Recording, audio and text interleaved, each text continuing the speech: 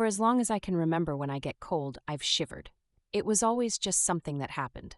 I got cold, my body started shaking, and I never really thought about it much more. It seemed completely normal.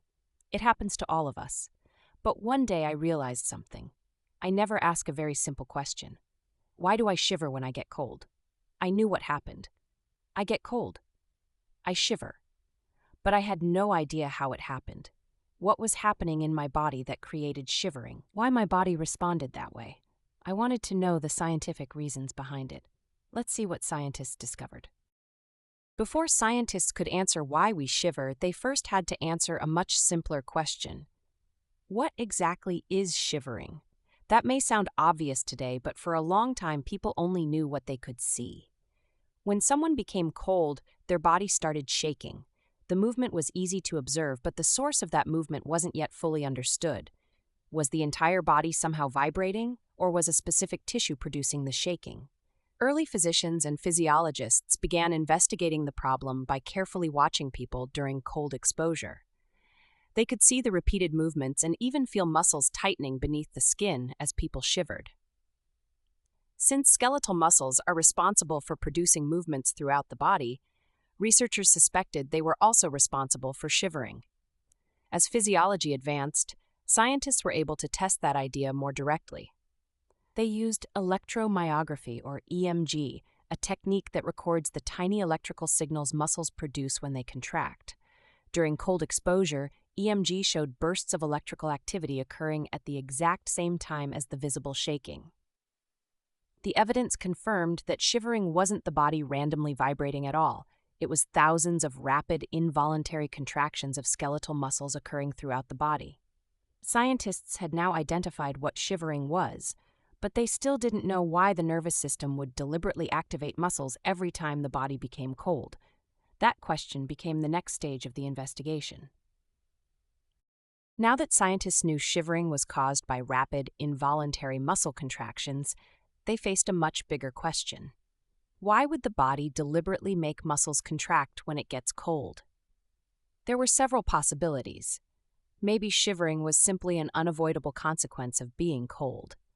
Perhaps muscles couldn't function normally at low temperatures, and the shaking was nothing more than a side effect. Or maybe those contractions were doing something important.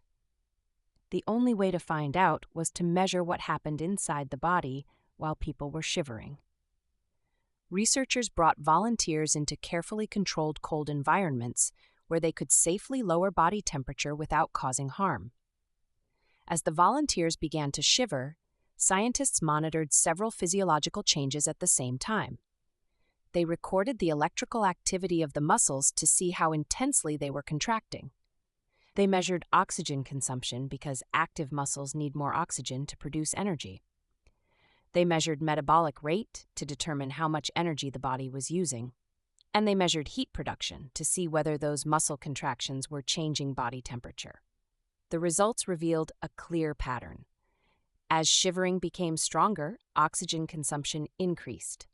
Metabolic rate rose dramatically, and heat production increased alongside the muscle contractions. The evidence showed that shivering wasn't simply something that happened when people got cold. Those involuntary muscle contractions were actively generating heat. Scientists had finally uncovered the purpose of shivering. It is an emergency response that rapidly increases heat production to help defend the body's core temperature before dangerous cooling can occur. But that discovery immediately raised another question. How does the body know it's getting cold? Scientists had now answered one important question. Shivering produces heat. But another mystery remained. How does the body know when it's time to start shivering? Your body doesn't simply wait until you're dangerously cold and then react.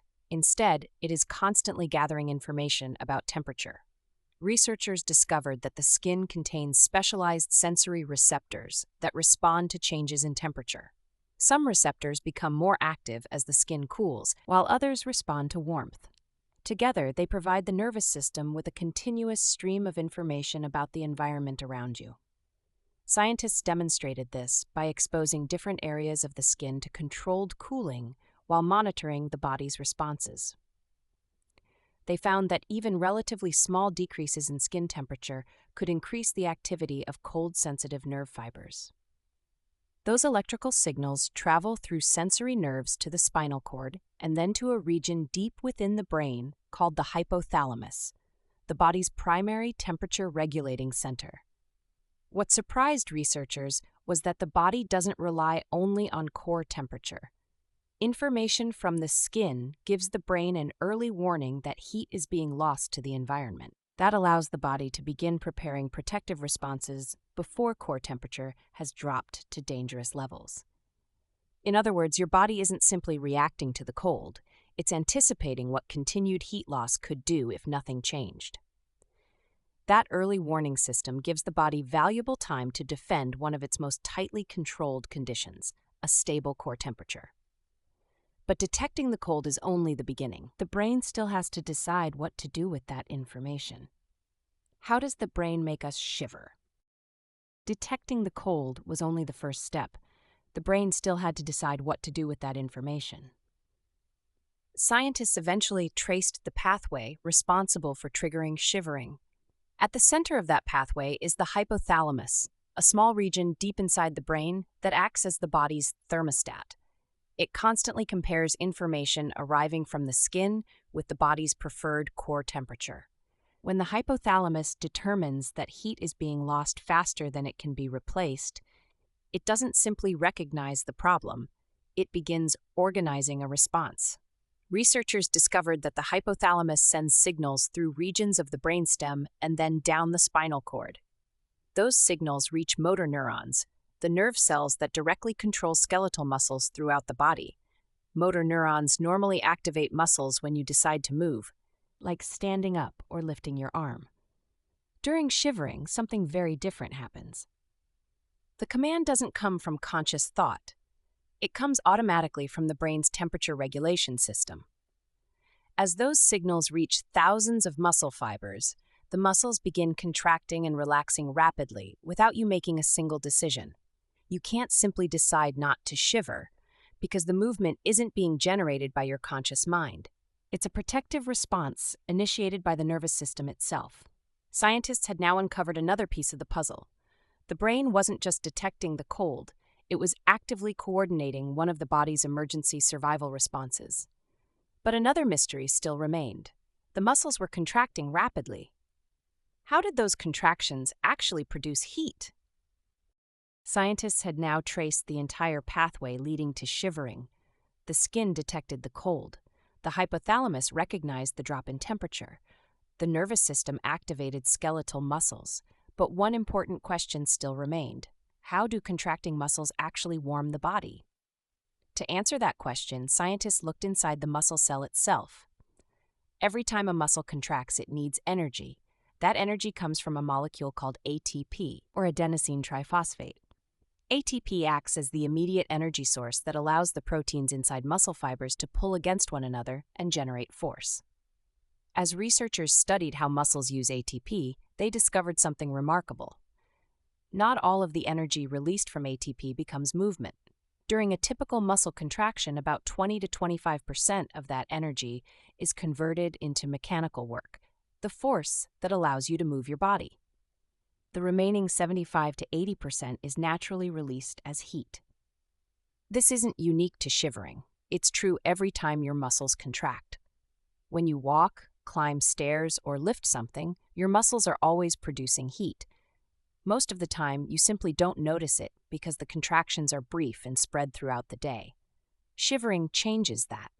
Instead of producing a few normal contractions, the brain triggers thousands of rapid, involuntary contractions throughout the body. Each contraction releases a small amount of heat.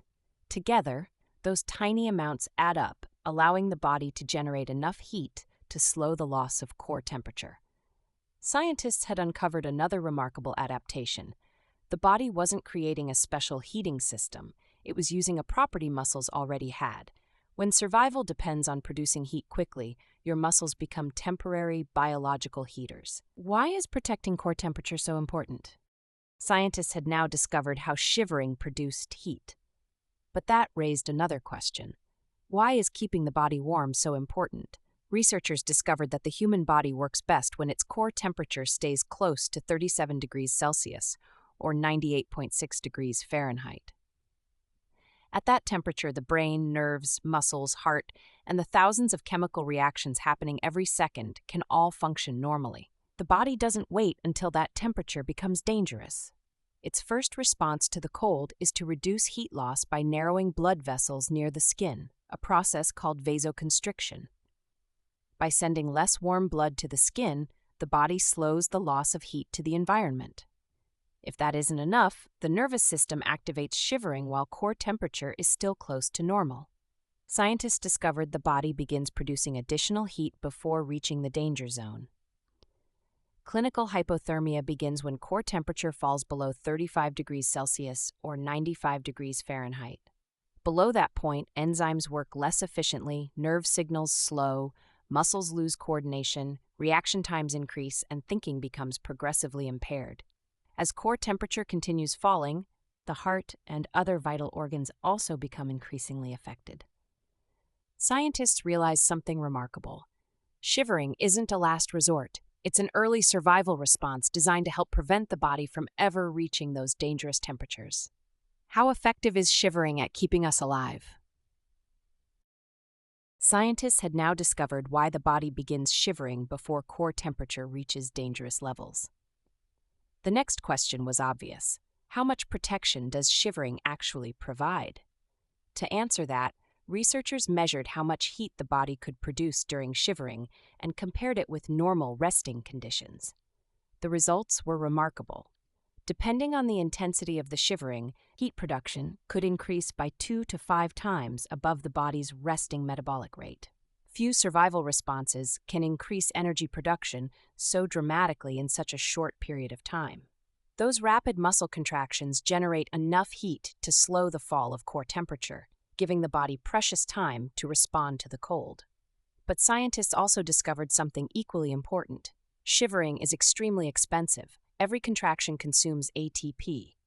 As shivering continues, the body burns through glucose, glycogen, and eventually increasing amounts of fat to keep producing heat. The longer the cold exposure lasts, the greater the energy cost becomes. Researchers realized that shivering was never meant to be a permanent solution. It is an emergency response. Its purpose is to slow heat loss, delay the onset of hypothermia, and give you time to find shelter, add clothing, build a fire, keep moving, or otherwise escape the cold environment.